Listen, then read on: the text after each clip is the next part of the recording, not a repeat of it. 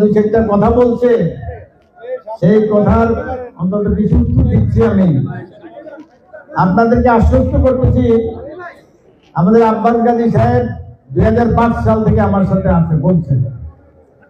আসলে আমি 2002 সাল থেকেই এই দলের সাথে যুক্ত ছিলাম। 2002 সাল থেকে অদ্যাবধি জনগণের জন্য কাজ করে যাচ্ছি। আপনারা জানেন, বলো গত 17-18 বছর আমাদের লোকজন ঠিকমতো বাইরে হতে পারে নাই। তাদের নামে প্রচুর মামলা ছিল। 200 কতটি মামলা ছিল? 287টা মামলা ছিল। এর মধ্যে দ্রুত বিচার আইনেও মামলা ছিল।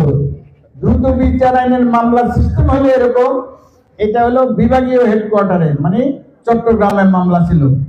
আমাদের এখান থেকে 2 দিন হাজিরা ছিল, 100 সপ্তাহে, এক প্রতি সপ্তাহে, মানে 7 দিনে 2 দিন, 3 দিনে ছিল। এরা এখান থেকে চট্টগ্রাম যাওয়া আসা, এক রাত্রে 3টার সময় গাড়িতে উঠতো, সকালবেলায় চট্টগ্রাম যায় নামতো, নাস্তা করে কোর্টে হাজিরা দিত। হাজিরা দেওয়ার পরে বাইরে 4টা ডাল ভাত খেত, ডাল ভাত খেয়ে বিকেলে রওনা দিত, আবার রাত্রে এসে বাসায় বসতো।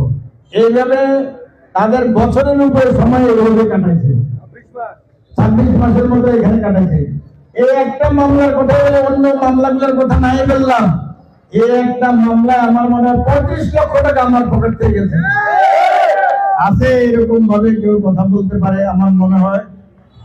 তো সুতরাং আমি আমাদের নেতা কর্মীদেরকে অত্যন্ত ভালোবাসি। আমি ফরিদগঞ্জবাসীকে অত্যন্ত ভালোবাসি।